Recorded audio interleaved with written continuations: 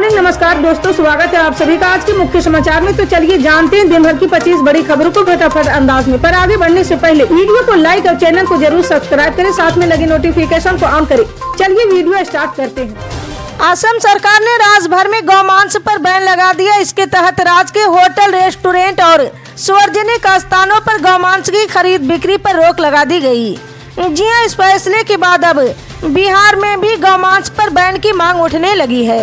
खासकर भारतीय जनता पार्टी के नेताओं द्वारा इसे लागू करने की अपील की गई। जी हां, असम सरकार के इस कदम का बीजेपी ने स्वागत किया है।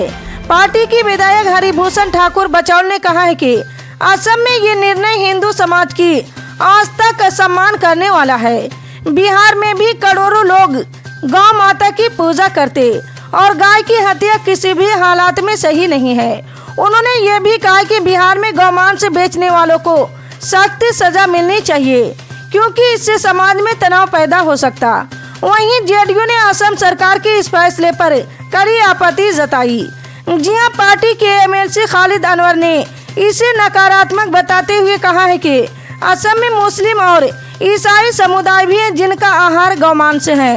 ऐसे में इस फैसले से उनके जीवन पर प्रतिकूल प्रभाव पड़ेगा। खालिद अनवर ने यह भी साफ किया कि बिहार में गौमांस पर बैन का कोई सवाल ही नहीं है। उन्होंने आरोप लगाया कि कुछ बीजेपी नेता असम के मुख्यमंत्री की तरह ही बिहार में भी बैन की मांग कर रहे हैं।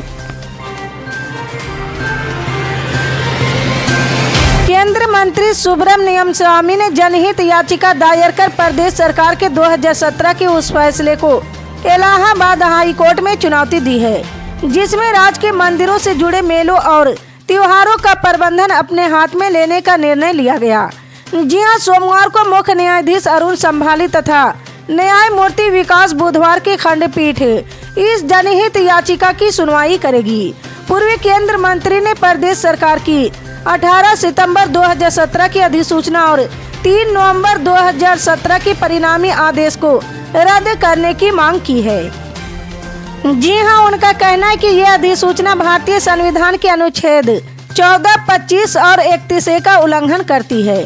प्रदेश सरकार मनमाने, असंवैधानिक, अवैध तरीके से मंदिरों और उनके धार्मिक समारोहों के प्रशासन, प्रबंधन और नियंत्रण को अपने हाथ में लेने का प्रयास कर रही। जनहित याचिका में राज्य सरकार को मंदिरों के मेलों और त्योहारों को सरकारी मेला घोषित करने अथवा उनका नियंत्रण अपने हाथ में लेने के अस्थायी रूप से रोकने का भी निर्देश देने की मांग की है।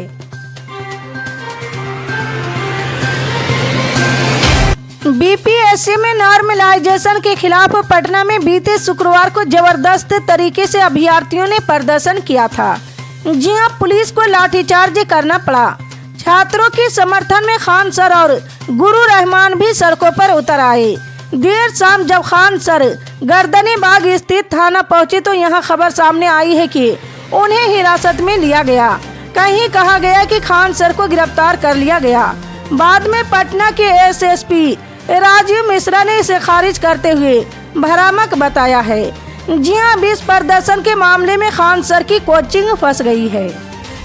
जी हां, दरअसल खान सर की गिरफ्तारी का अफवाह उड़ाने में पुलिस खान ग्लोबल स्टेज को दोषी मान रहे हैं।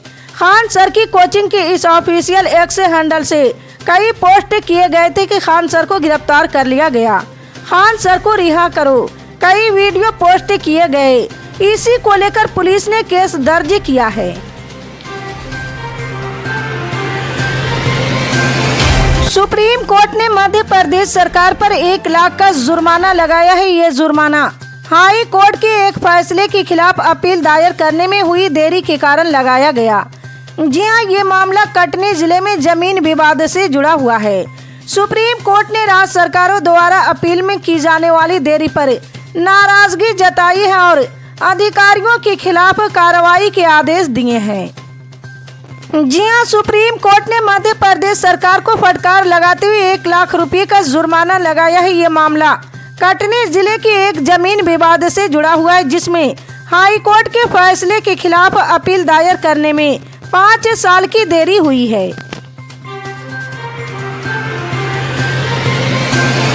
पश्चिम बंगाल की मुख्यमंत्री ममता बनर्जी ने विपक्षी इंडिया गठबंधन की कमान संभालने की बात क्या कही है कि सियासी गलियारों में हलचल तेज हो गई। अब कांग्रेस, आरजेडी, सपा और शिवसेना यूबीटी के नेताओं ने ममता बनर्जी के बयान पर प्रतिक्रिया दी। वहीं कांग्रेस सांसद इमरान मसूद ने कहा है कि ममता जी बड़ी नेता है, लेकिन राहुल गांधी के अलावा देश में कोई नेतृत्व करने की स्थिति में नहीं है। जी हां, पश्चिम बंगाल के मुख्यमंत्री और तृणमूल कांग्रेस के प्रमुख ममता बनर्जी ने शुक्रवार को एक ऐसा बयान दिया जिससे अब विपक्षी इंडिया ब्लॉक में हलचल तेज हो गई। दरअसल ममता बनर्जी ने हालिया चुनाव और उपचुनाव में इंडिया ब्लॉक के प्रदर्शन पर निराशा जाहिर की है और उन्होंने कहा कि वो इसकी कमान संभालने को तैयार हैं। महाराष्ट्र विधानसभा के 3 दिन के सत्र में शनिवार को नए विधायकों ने शपथ ली है। प्रोटेम स्पीकर कालिदास कोलंबकर ने उन्हें शपथ दिलाई। जी हां, महाराष्ट्र के मुख्यमंत्री देवेंद्र फडणवीस ने महाराष्ट्र विधानसभा के सदस्य के रूप में शपथ ली। उप मुख्यमंत्री एकनाथ शिंदे और अजित पवार ने भी महाराष्ट्र विधानसभा के सदस्य के रूप में शपथ ली है। जी हां, सुबह 11 बजे सदन की कार्रवाई शुरू होने के तुरंत बाद विधानसभा के प्रोटेम स्पीकर कालिदास कोलंबकर ने तीनों नेताओं को विधायक के रूप में शपथ दिलाई। हालांकि इस दौरान शिवसेना उद्धव ठाकरे गुट के विधायकों ने शपथ से इनकार कर दिया है। उन्होंने ईवीएम पर शक जताया है। जी हां, शिवसेना यूबीटी नेता आदित्य ठाकरे ने कहा कि शिवसेना के जीते हुए विधायकों ने शपथ नहीं ली।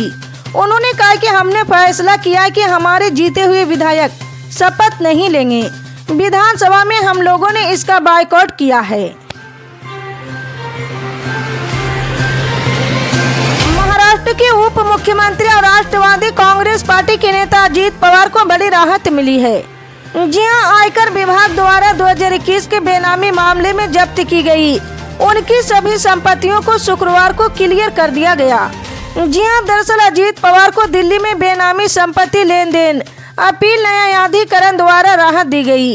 न्यायाधिकरण ने उनके और उनके परिवार के खिलाफ बेनामी संपत्ति के स्वामित्व के आरोपों को खारिज कर दिया। अब इस पूरे मामले पर विपक्ष भाजपा पर जमकर निशाना साध रहे हैं। जी हां, उनका कहना है कि भाजपा की वॉशिंग मशीन में सब साफ हो जाते हैं। जी हां, कांग्रेस नेता विजय वडेट्टीवार ने कहा कि भाजपा का मकान ही ऐसा बना है जो उनके घर में जाता है वो साफ होकर ही निकलता है, वहीं जो दूर होता है वो बुरी तरह गंदा दिखता है, उन पर बहुत दाग होते। ये कोई नई बात नहीं है कि जो भी भाजपा के साथ गठबंधन करता उसे क्लीन चिट मिल ही जाती। जो भी भाजपा के साथ गठबंधन नहीं करता वो दागी लगता है। जी हां, महाराष्ट्र के डिप्टी सीएम अजित पवार को इनकम टैक्स से क्लीन चिट मिलने को लेकर शिवसेना यूबीटी नेता संजय राउत ने जमकर हमला बोला है। उन्होंने कहा कि भाजपा से हाथ मिलाइए सब साफ हो जाता। अजित पवार भाजपा की वॉशिंग मशीन में साफ हुए हैं। बढ़ती महंगाई के बीच केरल के लोगों को बिजली का झटका लगा है।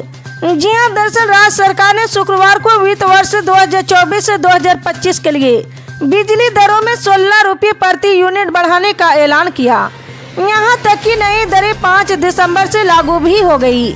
ऐसे में अब कांग्रेस ने पिनरई सरकार पर अडानी को लाभ देने का आरोप लगाया है।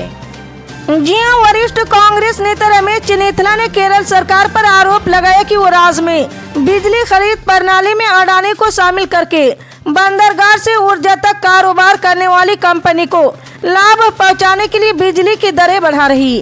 उन्होंने आरोप लगाया कि 2016 में यूडीएफ प्रशासन के दौरान 5 रुपये प्रति यूनिट से कम दरों पर बिजली खरीदने के लिए हस्तांतरित दीर्घकालिक बिजली खरीद समझौते को एलडीएफ शासन के दौरान रद्द कर दिया गया था, ताकि इस प्रणाली में अडानी आसानी से प्रवेश कर सके।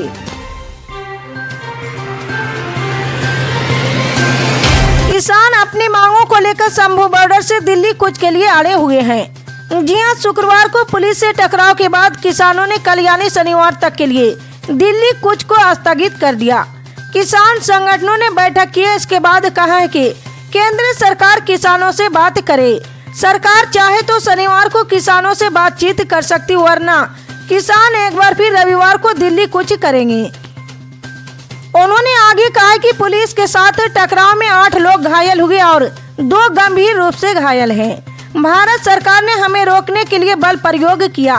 हम निहत्थे थे। हमने अनुशासन के साथ 101 लोगों का अपना प्रतिनिधि मंडल भेजा।